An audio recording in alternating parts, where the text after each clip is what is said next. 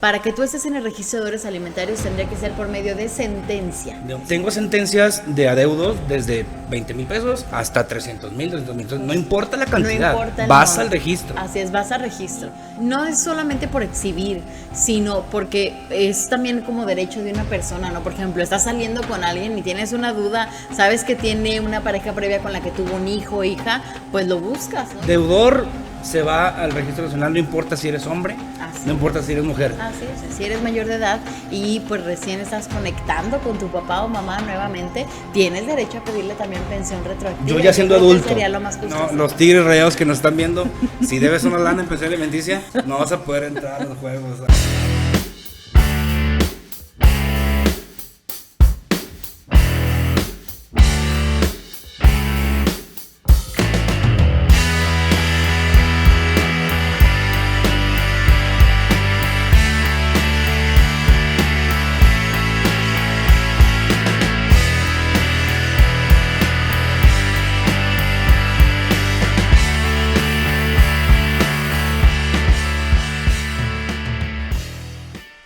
Hola, ¿cómo están? Les saluda de nueva cuenta su servidor Fernando Gaitán, abogado especializado en materia familiar.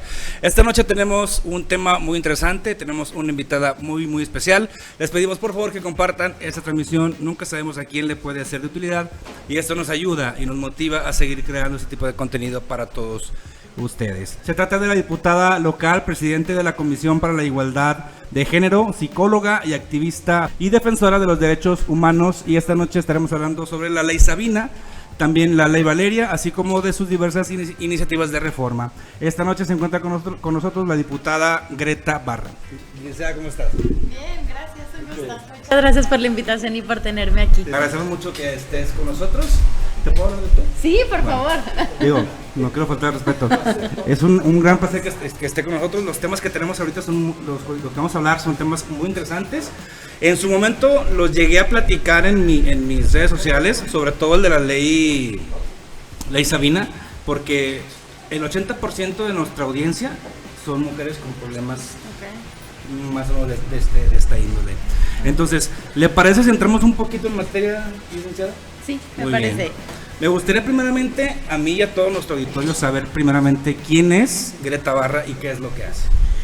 Bueno, yo soy diputada local, soy una mujer joven, tengo 29 años, soy presidenta de la Comisión para la Igualdad de Género.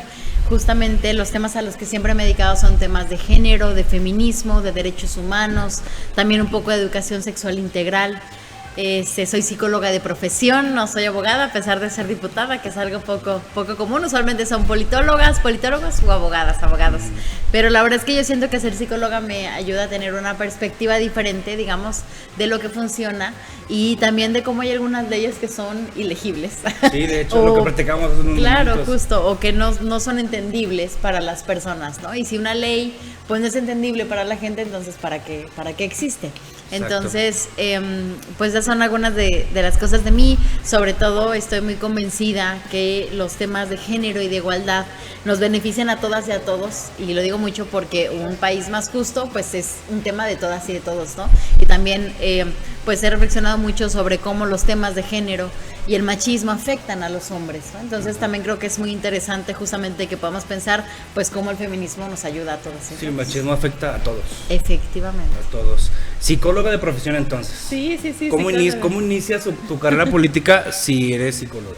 Pues atendiendo lo que me comentabas ahorita, de que claro. todo el mundo, o bueno, no todo el mundo, pero mucha gente piensa que para tener una carrera política, lo que decíamos, abogado, economista, politólogo.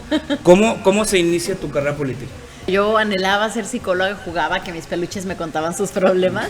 Entonces, desde muy chiquita supe que quería dedicarme a ser psicóloga y además me imaginaba en un diván. Yo además me enfoqué en el área de psicoanálisis, entonces como muy freudiano, muy lo que nos imaginamos, ¿no?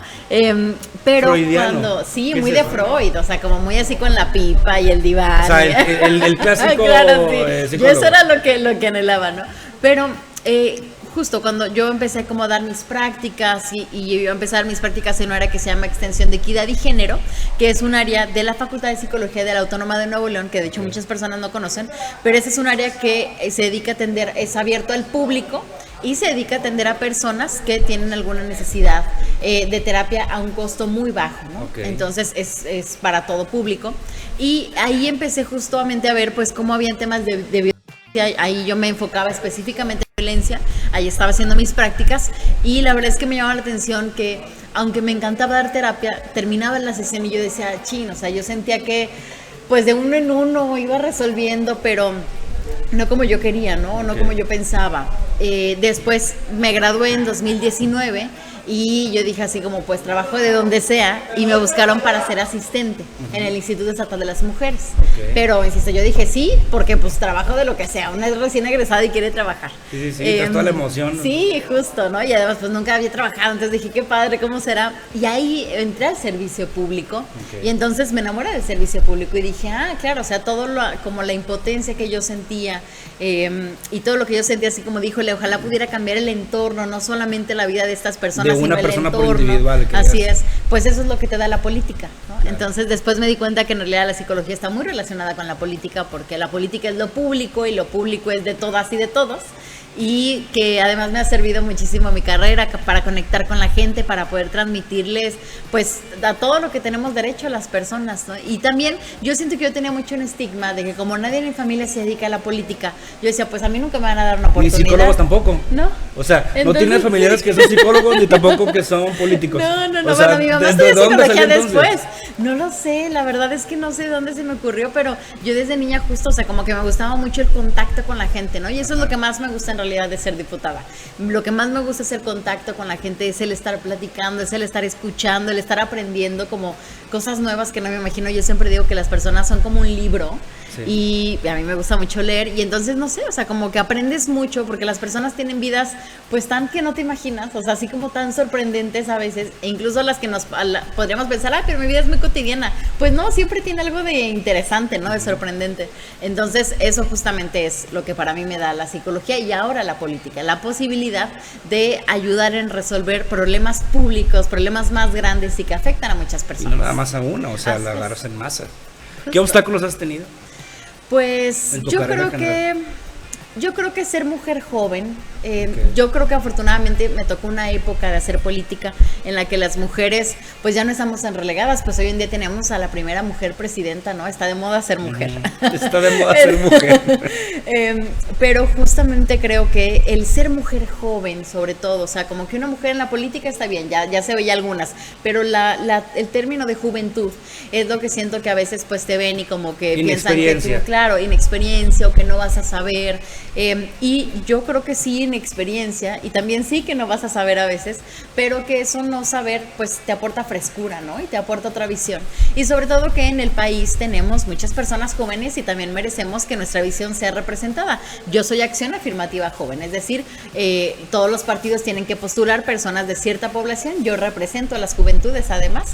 Entonces pues además eso me honra mucho, ¿no? Como representar a las y los jóvenes, y que hablemos que no solamente es que podemos, yo creo que sí les queda claro a las demás personas que podemos, sino que nos importa, porque eso dicen, no, es que los jóvenes son bien desinteresados, no es cierto, o sea, ves ahorita por ejemplo aquí en Nuevo León tenemos protestas contra el tarifazo, contra el tema medioambiental, y son las y los jóvenes quienes lideran esas protestas, o sea, históricamente las y los jóvenes hemos armado las protestas, claro que nos importa lo público y la política, ¿no? Solo no estamos acostumbrados a estar en los espacios de partidos, sino que los partidos nos agarren para banderear, para tocar casa por casa, que está muy bien, pero no nos permiten a veces ser candidatas o candidatos. ¿Cuántos jóvenes van a votar en las siguientes elecciones? ¿Tenemos un porcentaje? Yo espero que muchísimos. O sea, del 100% de la población, ¿cuántos pueden ser jóvenes? No sé exactamente cuál sea el porcentaje de jóvenes, la verdad, Muchos. Pero son muchísimos, estoy convencida de eso. Y además, pues justo, estamos teniendo muchos jóvenes. En esta pasada, en el 2024, muchos jóvenes votaron por primera vez. Entonces también yo digo, qué padre que les tocó, pues entre varias personas, pero habiendo dos mujeres con posibilidades de ganar reales, ¿no?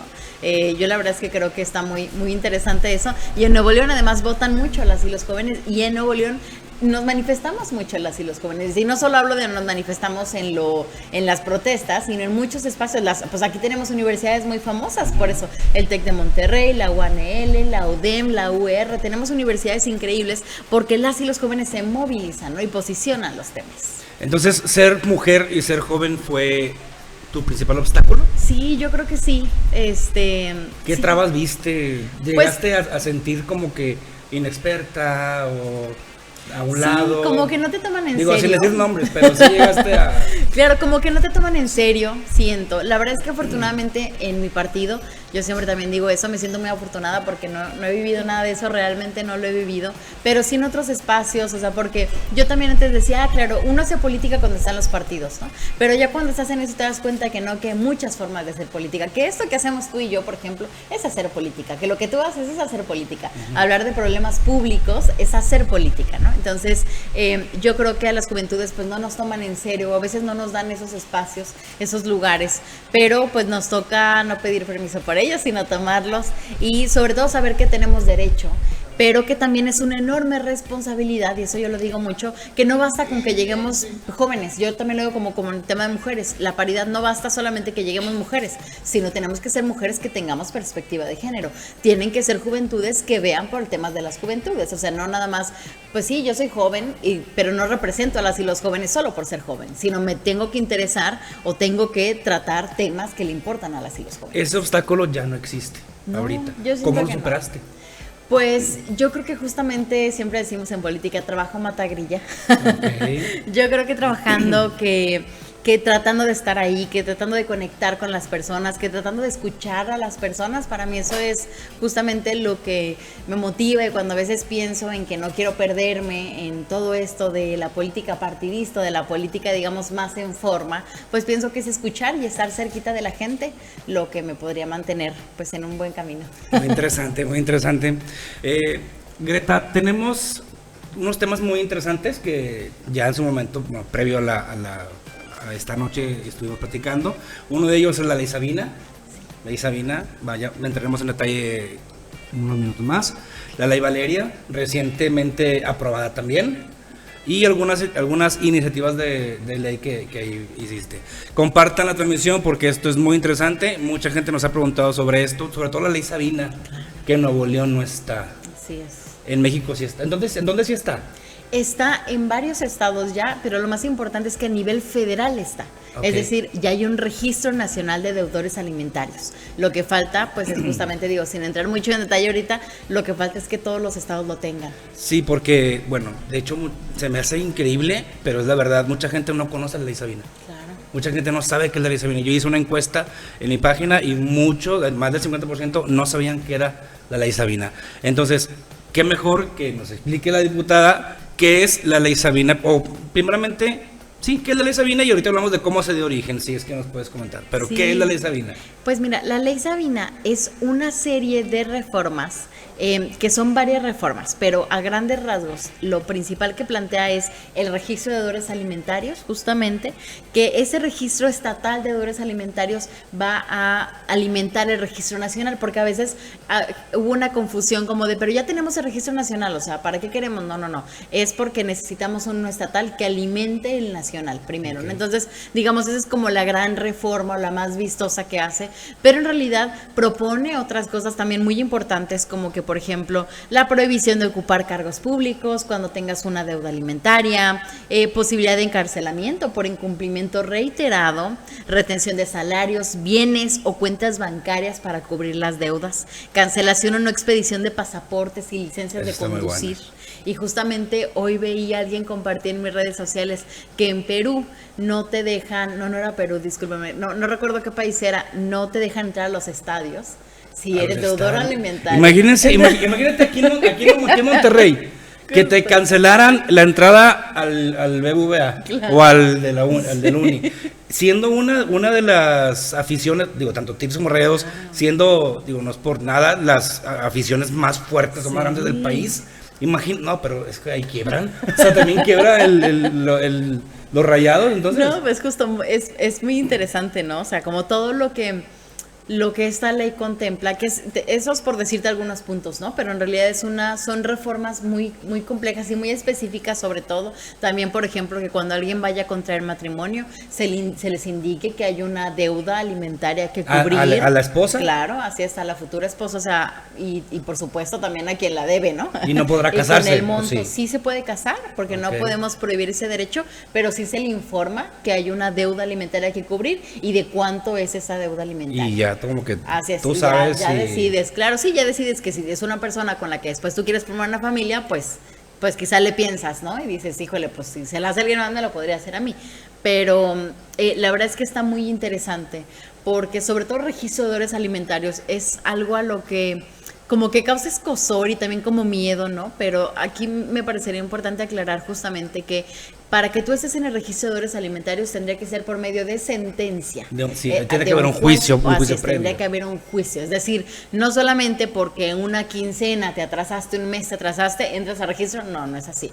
Tiene que haber una sentencia, tiene que haber un juicio y terminando ese juicio tendría que haber una sentencia y tú no tendrías que cubrirla, ¿no? Y entonces entrarías en el registro de deudores alimentarios. Eso pasaría. No importa la cantidad, por ejemplo. No importa la cantidad. No importa porque yo me dedico a esto, lo veo todos los días, tengo muchísimos asuntos de pensión alimenticia, retroactivos, ejecuciones, de todo.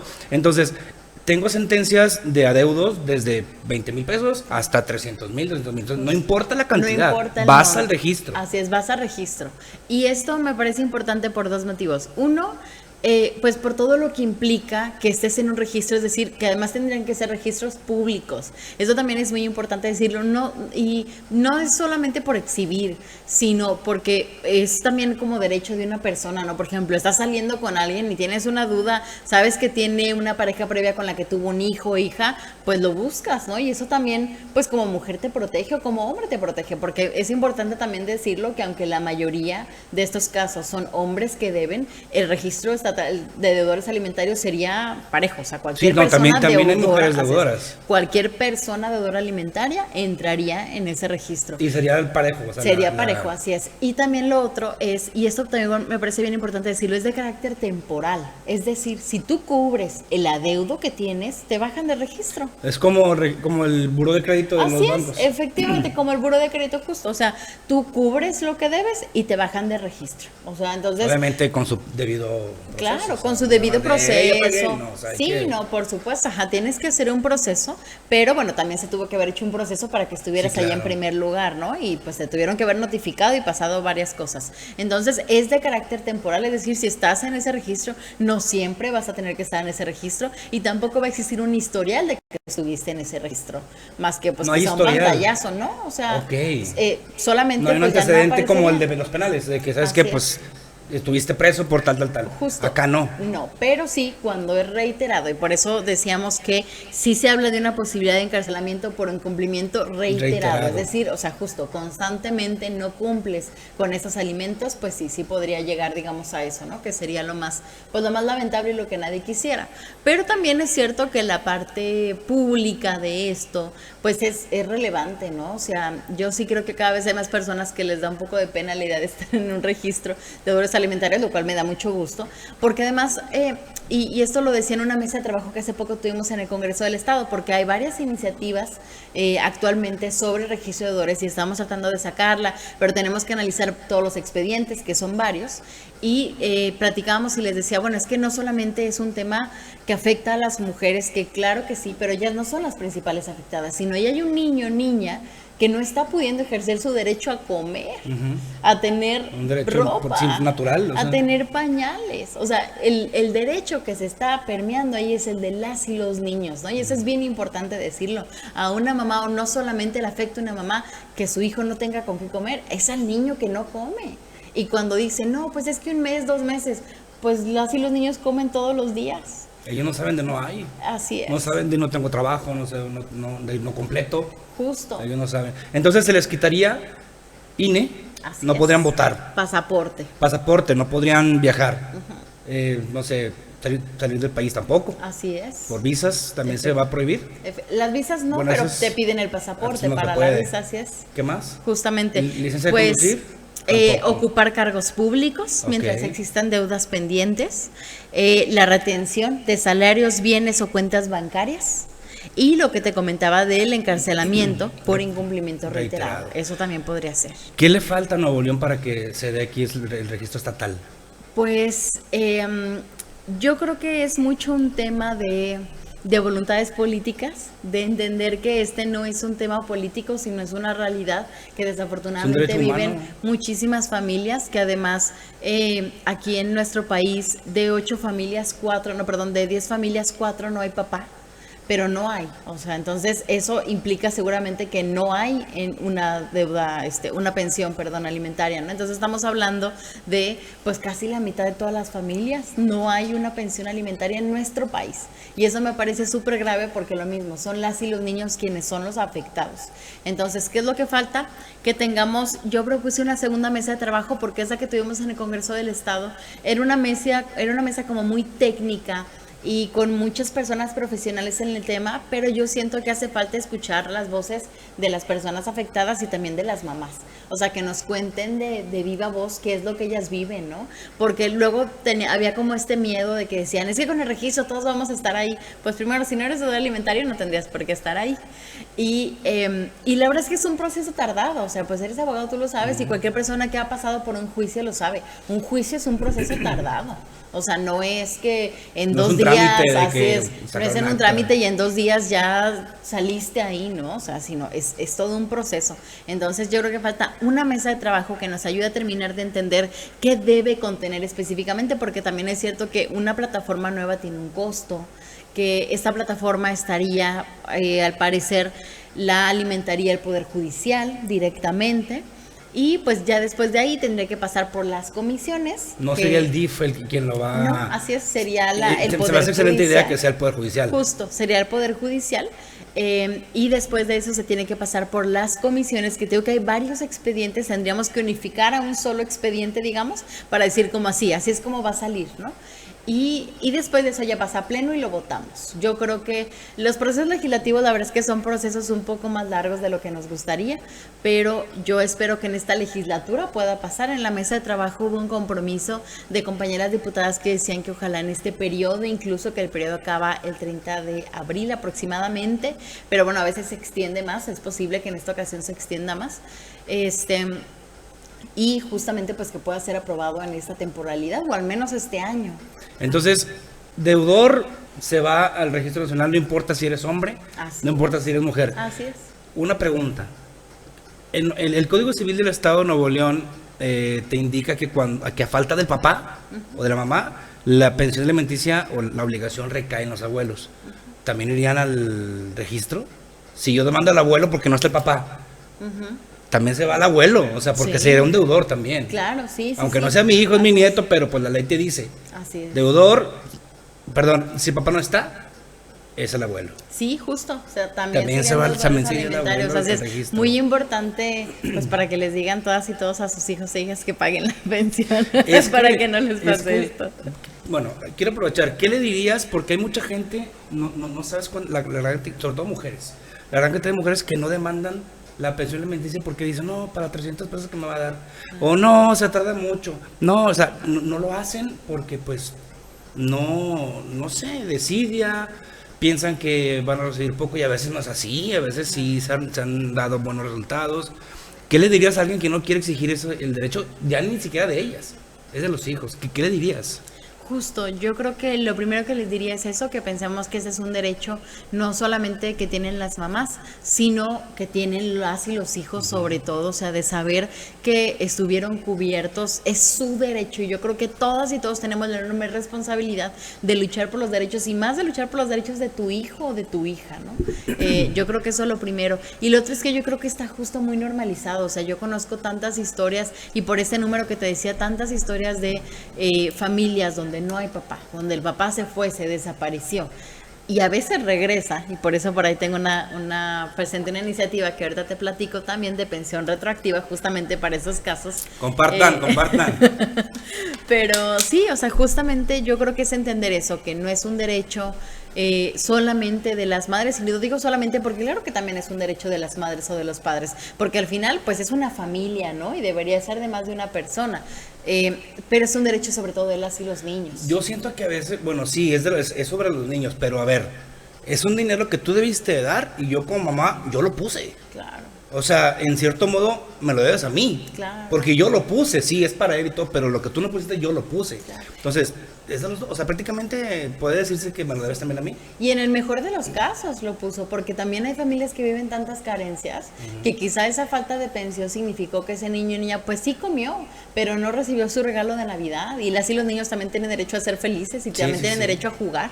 O no recibió, o lo tuvieron que cambiar de escuela, ¿no? Porque ya no se podía cubrir entonces su escolaridad, y eso también es un derecho que tienen las y los niños, ¿no? Entonces, en el mejor de los casos alguien más lo cubre, pero hay veces en que las y los niños viven con muchas carencias a falta de esta pensión alimenticia. Entonces la ley Sabina en Nuevo León ya se está trabajando en ello. Así es, sí. Le estamos echando muchísimas ganas. Yo sé que, porque de repente a raíz de esta mesa de trabajo me escribían algunas mujeres y me decían, ya que salga. Yo sé, son procesos lentos desafortunadamente, pero es porque también queremos que esta plataforma quede muy, muy, muy bien planchada, para que nadie se ampare, para que nadie nada, aunque ya también eso está resuelto, ¿eh? En Mérida hubo una controversia y ya se habló justamente de que no, o sea, que el derecho ahí que prevalece es el de las y los niños, ¿no? Es que no hay para dónde se hagan, o sea, porque viene, aparte viene, no es nada más de decir, me debe, es mediante una sentencia interlocutoria. Justo, o sea, se hizo una investigación, se ve que efectivamente debe, cuánto tiempo debe, cuánto tendría que estar pagando, o sea, sí, no o sea, es... tu momento de defenderte fue en el juicio. Claro, no es una cosa tampoco de dimes y diretes, sino hay una investigación al respecto. Sí, hay un juicio, pero pues esperemos que ya esté pronto esa... ¿Años? ¿Meses? Sí. ¿Cuánto? Pues yo esperaría que este año, la verdad es que ojalá que este año ya pueda salir con todo y plataforma. Seguro nos va a tomar un ratito, nos va a tomar como estado, como arrancar con la plataforma, pero la verdad es que también ya hay juicios listos, o sea, ya me imagino que hay nombres pues listos para subirse a este registro y pasar a lo nacional, pero siempre quiero hacer mucho énfasis en eso, en que es de carácter temporal. Todos los deudores. En que es de carácter temporal, es decir, o sea, sí puedes salir de ese registro.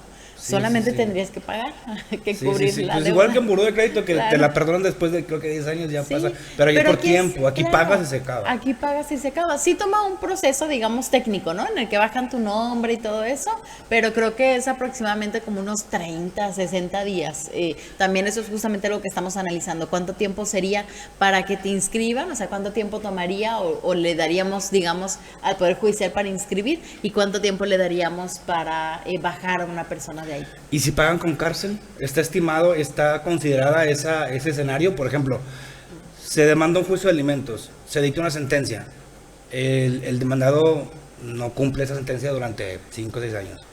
La madre promueve el retroactivo, lo condenan a pagar 200,000 pesos, se da vista al Ministerio Público, se levanta el delito de incumplimiento de obligaciones alimentarias, se le persigue, lo encierran y dice no tengo para pagar, lo encierran, se le registra en el, o sea, vaya, se le registra en el padrón de deudores.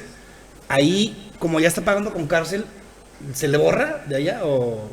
Pues el tema es que cuando esa persona salga, pues si todavía sigue sin pagar pensión, es que pues la deuda alimentario, sigue. justo así es, la deuda sigue. O sea, no es de que ya pague con cárcel, ya bórrame. Sí, no, definitivamente no. Porque conviene mucho demandar, no sé por qué no demandan. Sí, pues yo creo que también es como un... porque en general, ¿no? Me parece que a todo como lo legal, lo burocrático, le tenemos mucho miedo, porque a veces no entendemos los procesos y también yo siento que esa es mucho la responsabilidad que tenemos quienes somos representantes populares o estamos en el servicio público, de explicarle a las personas por qué es, uno, su derecho y dos, por qué es importante que lo hagan, ¿no? O sea, en general...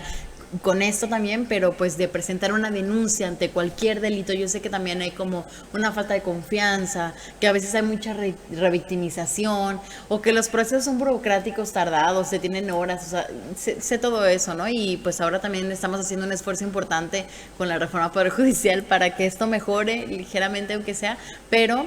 sí creo que es importante que fomentemos la cultura de la denuncia sin estigmatizar a aquellas personas que no lo hagan, solamente siempre invitando.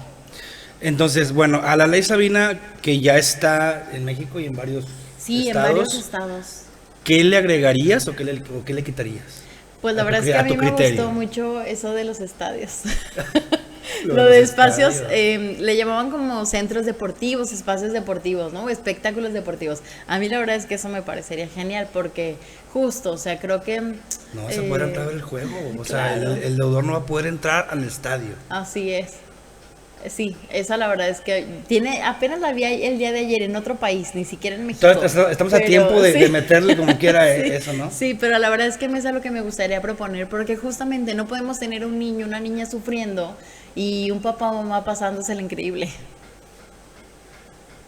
Hay que hacerlo, hay que hacerlo. A mí también me parece, ni por aquí me hubiera pasado No, a mí pensar tampoco. en eso. ¿En qué país fue? No sé si lo tengo por me ahí. acuerdo, lo voy a buscar y luego te paso por ahí el dato.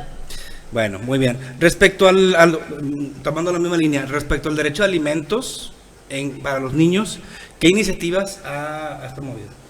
Ah, pues justo, presenté la iniciativa de pensión retroactiva, súper importante, porque justamente nos dimos cuenta que esto era algo que pasaba, es decir, nace el hijo, la hija, el papá se desaparece y luego 10 años... Argentina. Argentina, ya supimos. Ah, mira, Argentina, Pues qué sí, bueno. y Argentina es un país muy futbolero también. Les Nuevo ha de León. haber, les ha de haber pegado mucho en Argentina no poder entrar a los estadios a los deudores Tiene alimentos. que estar eso aquí. Sí, gracias Argentina por darnos esa Idea. Ok. Sí, entonces nos encontrábamos con esos casos, decía, donde un hijo o hija nace, el papá se desaparece, se desentiende y luego vuelve 10 años después y ahora sí quiere ser papá. Y yo creo que es muy válido, la verdad es que yo conozco muchos casos así donde las mamás incluso dicen qué bueno que haya vuelto, porque pues el niño y la niña me preguntaba por su papá, me da mucho gusto, bienvenido, que lo vea, que conviva.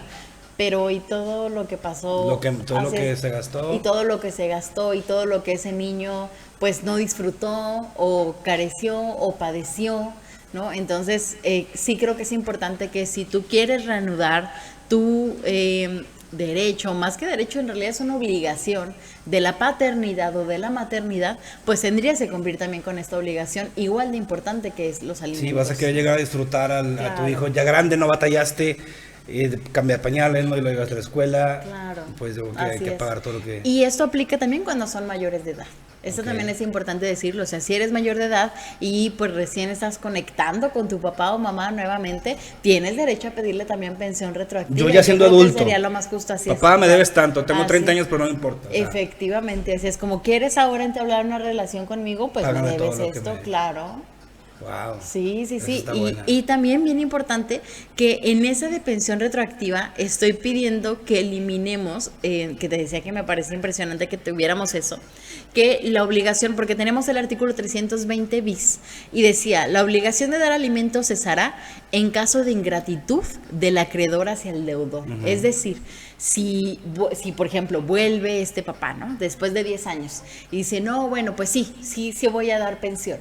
Pero resulta que el hijo o la hija pues está muy enojado y dice, no, pues yo no te quiero ver o nada más te quiero ver fines de semana o cada 15 días o cada mes en lo que te agarro confianza. No, pues es que es ingratitud.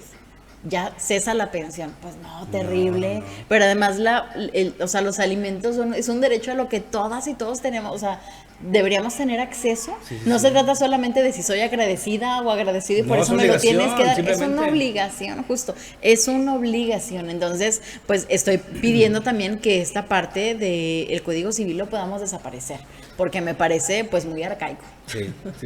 Ahora, estamos hablando de que papá se fue, pero reconoce al niño. Ajá. O sea, estamos hablando de hijos reconocidos. Sí, claro, que también en el caso de los que no, pues se puede hacer un juicio de reconocimiento. Sí, ¿no? pero bueno, ahí en Ya el caso del juicio de reconocimiento, ¿se podrá cobrar también la pensión retroactiva una vez que se demuestre que sí es? Pues tendría que ser que sí, O porque sea, justo... ¿sería a partir de que se descubrió? No, O pues tendría también... que ser desde siempre, porque pues sí, quizás se reconoció a partir de eso, pero seguía siendo tu hijo antes. Sí. Entonces, sí, tendríamos que ver ahí ya en la ejecución quizá, pero sí tendría que ser que pues desde que nació ese niño o niña, ¿no? Y además luego ya también nos encontramos en conceptos más complejos como desde el parto, por ejemplo. Un parto cuesta. Sí. Y un parto también tiene que ver todo con el niño y la niña, Yo he tenido ¿no? clientes que ahí los dejan. Claro, entonces O sea, que un se van y parto... los dejan ahí, la dejan ahí embarazada. Claro, en el entonces hospital. un parto, por ejemplo, también es algo que la otra persona, papá o mamá, papá tendría que aportar y tendría que hacerse cargo de.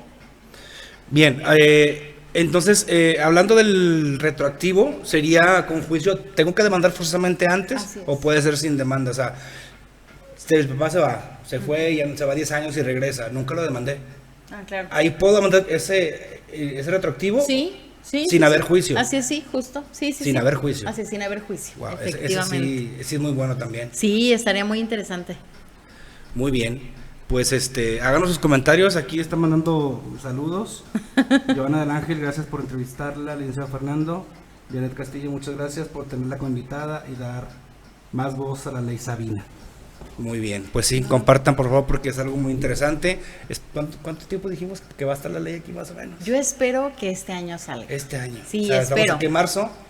Sí, Sí, yo espero unos que 5 o 6 sí le meses. metemos a celeridad, sobre todo porque también en Nuevo León, pues lo que nos toca hacer sobre todo es homologar, o sea, no es inventarnos, bueno, quizá esto que se nos ocurrió ahora de Argentina, pero no es inventarnos. ¿Lo ves muy descabellado?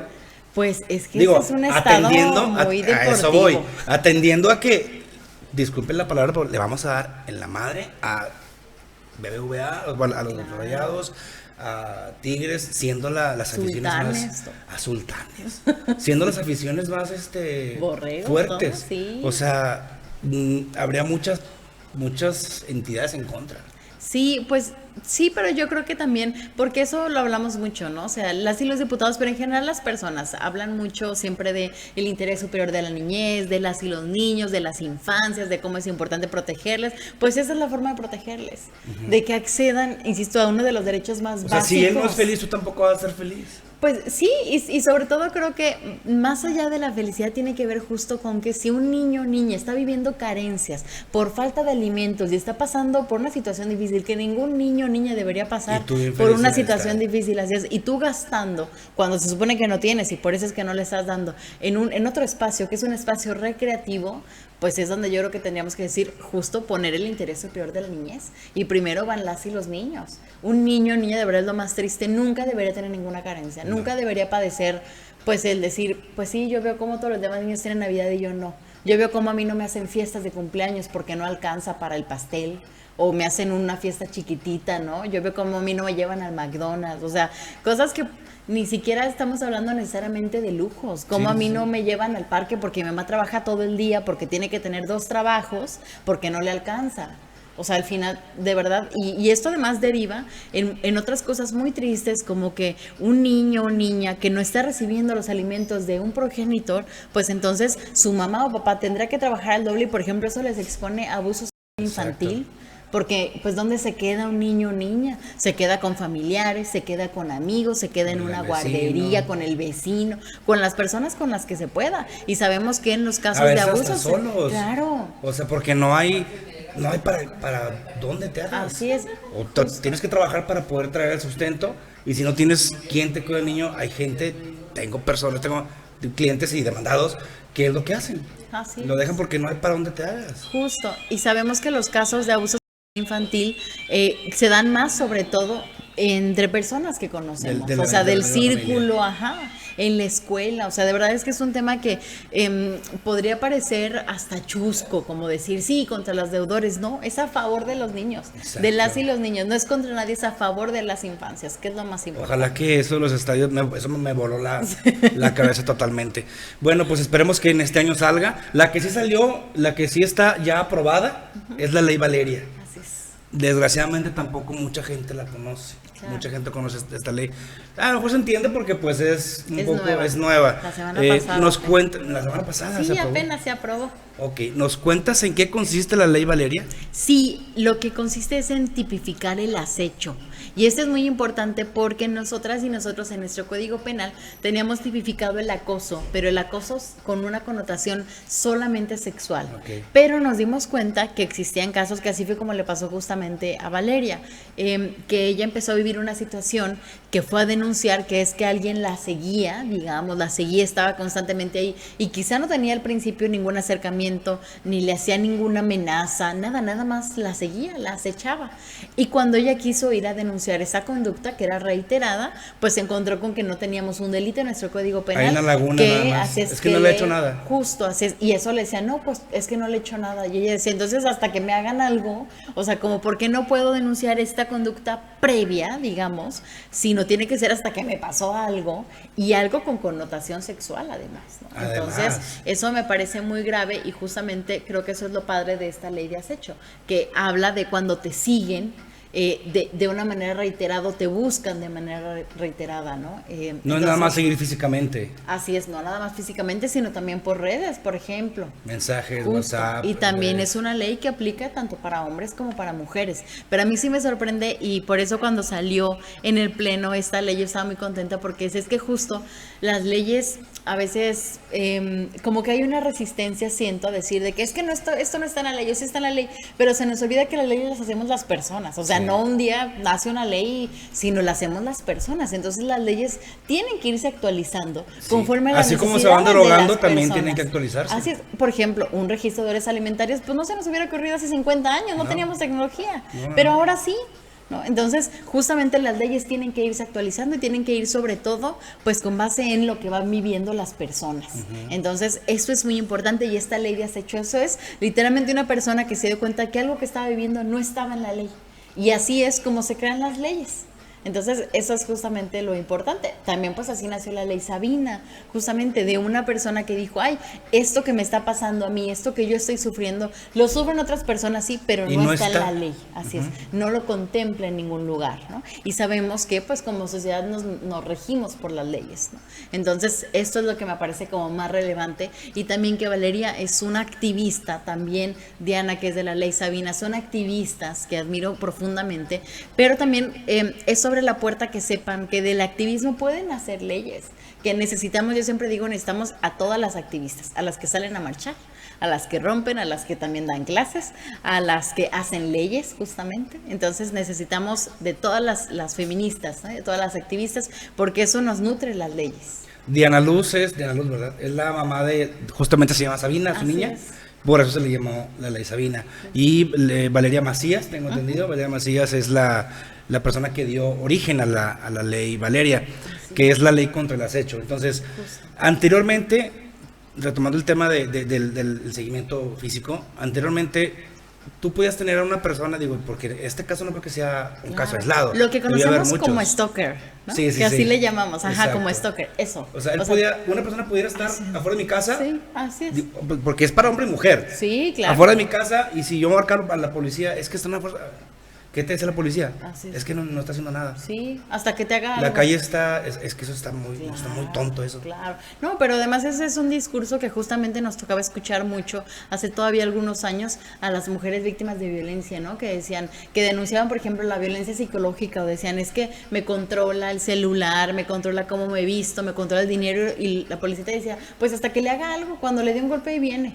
No, pues, o sea, y todavía desafortunadamente en algunos espacios lo escuchamos, ¿no? Pero justamente eso, o sea, ¿cómo es esperar pues hasta que te hagan algo? Si también yo creo que las leyes tienen que enfocarse cada vez más en la prevención, de hecho, y poder tipificar, digamos, desde no lo micro de pequeño, pero sí lo micro de antes de que suceda, pues lo más terrible que es un feminicidio, un homicidio, ¿no? Entonces creo que también tenemos que enfocarnos en eso. Y yo también decía, hace poco tenía una reflexión, digo que justo como soy psicóloga, pues que también tenemos que empezar a replantearnos el tema del acceso a la justicia y de los castigos o la reparación de los agresores, porque eso también siento que es un tema y que solamente pensamos como, claro, cometió un delito, cárcel, pero la cárcel, pues qué, o sea, la cárcel no lo es todo, ¿no? Y hay muchos delitos, tú sabes, que cuando son de 5 años o menos no llegan a la cárcel cuando es su primer delito. Entonces, yo creo que no solamente se trata de cárcel y tenemos que empezar a pensar un paso más allá, y yo le apuesto mucho a todo el tema de reeducación. Yo creo que la reeducación nos puede, pues, ayudar, y yo creo que además es lo que anhelamos, o sea, por eso hemos hablado también mucho de los derechos de las personas privadas de su libertad, a que cuando salgan, pues realmente hayan sido reeducadas, ¿no? Y no vayan a volver a incidir en el delito. ¿Qué penas tiene la ley o qué penas contempla la ley Valeria? La ley Valeria... O sea, es solamente arresto, o sea, es prisión. Ajá. ¿Cuántos años más o menos? Justamente, multas también. Aprox. Sí, justamente, mire, y también te especifica varias cosas, o sea, como por ejemplo, cuando ingresas sin autorización al domicilio, lugar de Ok. trabajo o cualquier otro espacio donde se encuentre la víctima, porque en el caso de Valeria, digo, sin hablar mucho de su historia, ojalá después, con mucho gusto le diré que venga para acá, Gracias. pues eso, ella era maestra y fue un alumno, ¿no? El que la empezó a acechar, que eran como que estudiantes mayores, digamos. Ok. Pero bueno, en esos casos se dan, o sea, maestras de maestros de música, pues, de lo que te puedas imaginar, ¿no? Que justo entonces empiezan a entrar a tu espacio de trabajo.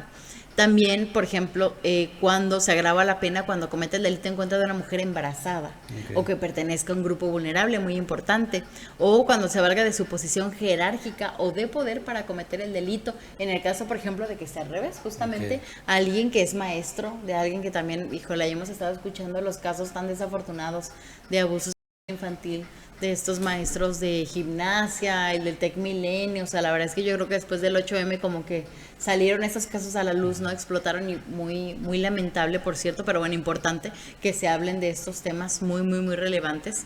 Y pues justamente entonces la pena es menor a 5 años. No recuerdo ahorita exactamente cuánto es, según menor yo a 5 años. es menor a 5 años, sí, es decir, no alcanza cárcel si es la primera vez, o sea, si es el primer delito, ¿no? Ok. Pero sí tiene su multa. Y yo creo que justo el tema, por eso yo creo que no se trata solamente de que lleguen a la cárcel, o sea, la cárcel, ¿qué? ¿No? O sea, creo que el tema es cómo uno entendemos qué significa la reparación del daño para las víctimas. Yo creo que también un pocas veces nos acercamos a preguntarle a las víctimas qué es lo que necesitan, qué es lo que quieren, qué les haría sentir que se reparó el daño. Para muchas es una disculpa, ¿eh? Y nada más que una disculpa, no necesariamente que una persona esté en la cárcel. Para otras es un tema económico, porque le tuvieron que invertir mucho a terapia psicológica, a consultas médicas de cualquier tipo, a estar denunciando, por ejemplo. Entonces, para algunas es una compensación económica y pues lo que te puedas imaginar, ¿no? Yo creo que hay tantas opciones de reparación de justicia como personas, pero sí creo que también tenemos que empezar a pasar justo a eso, a preguntarle a las víctimas qué sería para ellas y ellos la reparación del daño. Y a partir de ahí partir, porque yo creo que no todo el mundo quiere que las personas se vayan a la cárcel. Diputada, ¿en qué momento se da o se encuadra este delito? O sea, por decir, me siguen una vez, me siguen 2 veces, ahí ya, me siguen 2 veces y luego un mes no y luego 3 sí, o sea, ¿está medido de alguna forma? ¿O Pues, basta con que diga yo, o sea, es que me siguió hoy, todo el día estuvo atrás de mí, ahí ya puedo denunciar? sí, justamente, hoy no, tiene que ser una conducta reiterada, eso sí es Ok. importante, o sea, entonces Reiterada, tiene que pasar no, varias veces, ok. pero no se especifica qué cantidad de veces. A eso iba, o sea, no hay una Sí, cantidad. no hay una cantidad de veces, pero también, pues al final, tú sabes que justo los juicios, un jueza decide como qué tan grave El criterio, es ya, el pues. criterio, ¿no? Pero entonces, claro, no es lo mismo que te estén mandando mensajes por redes sociales, que es muy molesto, a que todos los lunes se pongan afuera de tu casa. Claro. ¿No? O sea, son conductas, o sea, pasar también de lo virtual a lo digital a lo físico. También que hace poco, por ejemplo, también en el Congreso, digo, cambiando también un poco de tema, acabamos de aprobar en temas de violencia digital, no solamente cuando se compartan imágenes íntimas, sino cuando se generen con inteligencia artificial. Wow. A propósito de este tren de Sí, de de estudio los Ghibli, Gandhi, o ¿cómo se que llama? no- Gandhi, no. no, de Ghibli, no sé qué sí. Ghibli, algo así. Justo, ¿no? De lo fácil que es usar la inteligencia artificial cada vez más, importante que sepan eso, que si se genera contenido Pero eso ya íntimo, está. eso ya está, eso ya fue O sea, si aprobado. yo le toco, bueno, no yo, o sea, digo, sí. Ejemplo, vaya. Sí, si creas creo una imagen de una sí. persona Así con es. su cara y un otro cuerpo Sí, justo. con ahí. Digo, Así con es. IA, al revés con IA, también es Justo, así es, sí, Ok. sí, es difundir y generar. Y también en esa misma ley algo que agregamos y que fue muy importante, y por eso te habla de reparación del daño, porque también agregamos que ahora la Fiscalía tendrá la obligación de que cuando se difunda por redes sociales, tú lo denuncias y la plataforma tiene que resguardarlo y entregárselo a la Fiscalía para que siga la investigación. Pero es decir, antes algo que pasaba es que decían, pues tú querías denunciar porque no querías que ese contenido estuviera ahí, pero no te decían de la Fiscalía, no, porque pues vas a eliminar las pruebas. Okay. Y era muy revictimizante estar viendo, sabiendo que tenía cada vez más comentarios, más visualizaciones, era muy revictimizante, pero ahora la fiscalía está obligada a resguardar esas pruebas y que tú con toda tranquilidad puedas pedir que se retire a la plataforma que indique, ¿no? Y la verdad es que eso es muy importante. Yo creo que eso para muchas va a ser reparación del daño, porque yo sé muchas mujeres que justo más allá de cárcel, más allá de multas, a veces ni siquiera saben quiénes lo hicieron, lo que quieren es que se baje el contenido. Que no esté nada más. Así es. Muy bien. Diputada, retomando el tema de la ley Valeria, del acecho, ¿existe o está contemplada alguna, no sé, alguna sanción en caso de que sea falsa? ¿Sí? O Pues, sea, sí. en caso de que sea falsa. De que sea falsa, de que yo digo, la denuncia, ella me está siguiendo, sí. O sea, de que yo diga que alguien me sigue y que no era cierto. Pues en esta ley específicamente no, pero sé que en el Código Penal exacto, existe o sea, justamente el tema de las denuncias falsas. A eso voy, o sea, Sí. en esta ley no menciona nada. No, Nos acatamos a la... En esta ley específica no, justo nos acatamos a la ley general, que yo siempre también digo, pues al final, y eso es importante, ¿no? Y por eso también lo reiteraba un poco con el registro de deudas alimentarios, no es que solamente una persona diga y ya se haga, sino hay una investigación, la fiscalía a eso se dedica, justamente a investigar. Entonces, no es que te denuncien por algo y automáticamente ya todo, a veces hasta eso quisiéramos, que con la denuncia se pudiera avanzar, pero son procesos largos, a veces tediosos, a veces dolorosos, donde la fiscalía se toma su tiempo para hacer una investigación y a partir de ahí ya se ve. Pero en esa investigación, si es una denuncia falsa de lo que sea, pues entonces no procederá y pues creo que es multa lo que genera para la persona que denunció falsamente. ¿No? Pero eso, o sea, en ese caso, pues es a lo que nos iríamos. ¿Qué le agregarías o le quitarías a la ley Valeria? ¿O está perfecta? La verdad para mí está muy bien. Yo creo que algo que agregaría quizá en la ley de acceso a una vida libre de violencia de las mujeres, es que se pueda contemplar también que esta ley afecta sobre todo a mujeres. O sea, porque hay una cuestión de género importante de mencionarlo, porque hay un ejercicio del poder, ¿no? O sea, al final el acecho, como todos los tipos de violencia, son un ejercicio del poder. Entonces, sí me parece importante que aunque esta ley es una ley que está, digamos, neutra para todas y todos, que se considere también que tiene un componente de género importante en la mayoría de los casos. ¿Y eso en qué influiría o en qué? Pues que cuando tiene un componente de género, pues justamente tendría que haber algún tipo de agravante, porque pues partimos desde una desigualdad estructural y entonces como cualquier delito que, por ejemplo, siempre se pone como un agravante, infancias. ¿Por qué? Porque hay una desigualdad estructural, porque una persona adulta y una persona infante pues están en jerarquías diferentes incluso para el mundo, ¿no? Y en las herramientas que tienen a veces para defenderse. Entonces, lo mismo en este caso, o sea, aunque no es comparar a las mujeres con las infancias, sí nos encontramos en una posición de una desigualdad estructural y eso es importante reconocer. ¿No parece desigualdad eso? ¿No se nota como desigualdad? ¿Qué? O sea, del hecho de que se considere que es más importante la mujer o el hombre. Pues justamente yo creo que no es hablar de que es más importante, pero entender las diferencias estructurales. Por ejemplo, en la misma ley cuando dice que se va a aumentar cuando haya una jerarquía o que la persona o que la persona pertenezca a un grupo vulnerable. Bueno, primero yo creo que ya cada vez hablamos también más de grupos vulnerados más que vulnerables, o sea, porque no se es vulnerable porque así se nació, sino se es vulnerado más bien, ¿no? Por ejemplo, las personas con discapacidad son personas en situación de vulnerabilidad, no son personas vulnerables. Entonces, gente mayor también. Porque esta ley es para, o sea, no importa la edad. Así es, sí. Pero bueno, aquí lo mencioné un poco cuando habla de grupos vulnerables y ahí podríamos quizá entender que pues grupos vulnerables son todos aquellos que viven en una desigualdad estructural, como personas adultas mayores, como las mujeres, como personas con discapacidad y pues los grupos mujeres, bueno, personas indígenas también y a las que te puedas imaginar. Menores de edad, todos. Así es, menores de edad, todo justo.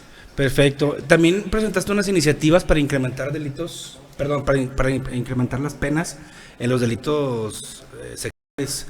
Cuéntanos de esto. Sí, la verdad es que digo, esto puede sonar ahora como un poco contradictorio, pero no lo es porque yo decía, o sea, que yo no tengo una postura punitivista, que el punitivismo le llevamos a castigar, ¿no? Entonces, yo no tengo esa postura, yo no creo, cuando hablamos de un delito, yo no creo más penas, más cárcel, o sea, no estoy de acuerdo con eso, no me parece que haya funcionado. Pues no creo que funcione, justamente, o sea, creo pero que... Pero encerrado no hace nada, ahí lo dejan encerrado. Claro, pero esa persona al final va a salir y es una persona que no está siendo pues acompañada de ninguna manera. Coloquialmente hasta escucho que le dicen la escuelita, claro. Porque van a aprender más Así es. Más... Y también es importante visibilizarlo. Yo cuando empecé, que te contaba que yo empecé a hacer prácticas y atendía personas que habían vivido situaciones de violencia, también me tocó atender personas agresoras y esas personas agresoras siempre tienen una historia de violencia propia.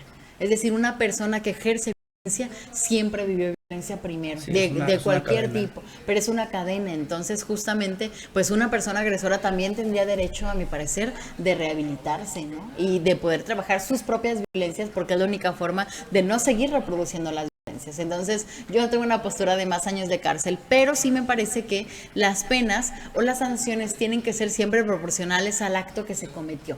Y en este caso, por ejemplo, del abuso, sí me sorprendía mucho que era un delito que tampoco alcanzaba cárcel. Entonces teníamos, por ejemplo, cuando no involucraba el contacto piel con piel, y ahí nos referimos, por ejemplo, quizá a algunos de estos casos de gimnastas, que quizá pues están en un uniforme, ¿no? Pero en ese caso entonces no contemplaba cárcel, y ya hay un tocamiento, o sea, no es lo mismo, claro que todos los tipos de violencia son terribles, pero no es lo mismo una violencia verbal a cuando ya hay un acto físico, ¿no? Ya cuando pasar a lo físico ya cruzaste una línea. Entonces sí me parecía muy importante esa, y la aumenté de 6 a 10 años de prisión. También decir que esa solamente la estoy homologando con el Código Penal Federal, porque eso me parece también muy relevante, y cuando involucre el contacto desnudo de alguna parte, pues ahí entonces ya estaríamos hablando de 8 a 12 años de prisión. Que de ahí tomé la pena, que es de Quintana Roo, que es el estado que tiene la pena más alta para abuso sexual, ¿no? Y porque eso, o sea, aunque yo no creo que solamente no creo que solamente la prisión repare el daño, sí creo que es importante que cuando ya se cruzó la línea de lo físico, pues nos aseguremos de que la persona esté en resguardo justamente, ¿no? Por un tiempo, y se le puedan brindar, como te comentaba, pues servicios de reeducación. Yo sé que esto a veces suena así como de, sí, no, pero ¿cómo nos vas a ayudar? Como reinserción social, claro, o sea... Es que es la reinserción social, y yo siento que a veces la dejamos mucho de lado, pero de verdad que el que una persona esté en la cárcel afecta a familias, y no lo digo en un sentido de sentir o de compadecernos por el agresor, pero sí por todo su entorno, y saber que además ese agresor, y yo siento que por eso es que hay muchas resistencias, lo voy a decir así, hay muchas resistencias a veces de que las personas agresoras reciban algún tipo de reeducación, y yo siento que es porque es difícil admitir que esa persona agresora fue un niño o niña que alguien descuidó. No quiere aceptar esa verdad. Fue un niño o niña que alguien descuidó, o sea, y alguien y que como sociedad descuidamos, porque una persona que comete, por ejemplo, tantos actos de violencia, fue una persona que vivió mucha violencia, y quizá muchas personas a su alrededor lo notaron, lo vieron y no hicieron nada. Entonces yo siento que también esa es la parte de la resistencia que hay a la reeducación, pero yo sí le apuesto a la reeducación, y creo que es lo único pues que nos va a ayudar a salir adelante. ¿Y el estatus actual de esta iniciativa cuál es? ¿Cómo va? Esta iniciativa acabo de presentarla hace un par de semanas, tiene que pasar por comisión, tiene poquito, tiene que pasar por comisión, y después de eso ya se pasaría a pleno para ser votada en caso de ser aceptada en la comisión, que en este caso sería la de Justicia y Seguridad. Yo creo que tiene buenas posibilidades, porque pues es solamente sobre todo homologar, o sea, es poner penas que sean adecuadas, sanciones que sean proporcionales. Eso para mí es muy importante, el principio de proporcionalidad. Es decir, no vas a poner a alguien pues por robar un pan 17 años de prisión, sino que sean siempre castigos proporcionales, porque lo proporcional también es lo que ayuda realmente a que haya reparación del daño y haya acceso a la justicia. Entonces, esa es la idea, y yo espero que también pueda ser aprobada pronto, ojalá en esta legislatura. Ojalá que sea igual que la de la ley, la ley Sabina, justo. Atendiendo a los temas de pensión alimenticia, te comento porque mucha gente me lo ha manifestado a mí en mi despacho o en mis redes. Muchas mujeres no demandan la pensión alimenticia porque no creen en el sistema. también porque no confían bueno, no tienen, el 90% porque no tengo dinero para pagar un abogado. Claro. O sea, realmente, no tengo dinero para pagar un abogado, deciden irse a defensor de oficio, y muchas de las personas que yo tengo como clientes, no sé, yo creo que el 30% han estado yendo iniciaron con un defensor de oficio, y dijeron, no funciona, digo que funciona, no quiero entrar en ese. Claro, pero como no hay abasto, ¿no? Sí, o sea, no exactamente, no están abasto, y optan por hacer sacrificios, vender algo y pagarle a un abogado privado.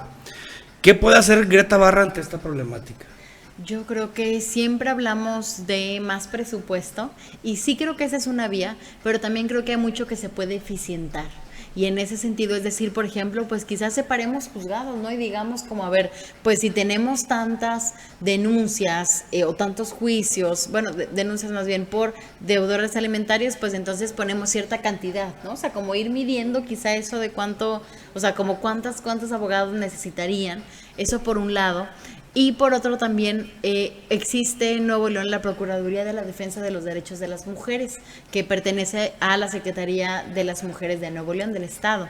Entonces también ese es otro espacio donde las mujeres que son víctimas de algún tipo de violencia, que ese es un tipo de violencia, es violencia económica, podrían acudir justamente. Pero sí, yo creo que no solamente es mayor recurso, sino que debemos de eficientar realmente pues esto. Y también ojalá que se puedan ir como trazando rutas. Yo sé que para una abogada, como cada caso, cada juicio es diferente, es específico, pero espero que con el registro, por ejemplo, de deudores alimentarios, que ya nos va a marcar como ciertas especificaciones, pues podamos agilizar también un poco los juicios, porque el reto no es solamente que les inscriban, y una vez que les inscriban, si pagan y si se bajan y no, sino el reto es primero que haya sentencia. Uh-huh. Hay muchas mujeres que hicieron los juicios y todo, pero no hay sentencias, ¿no?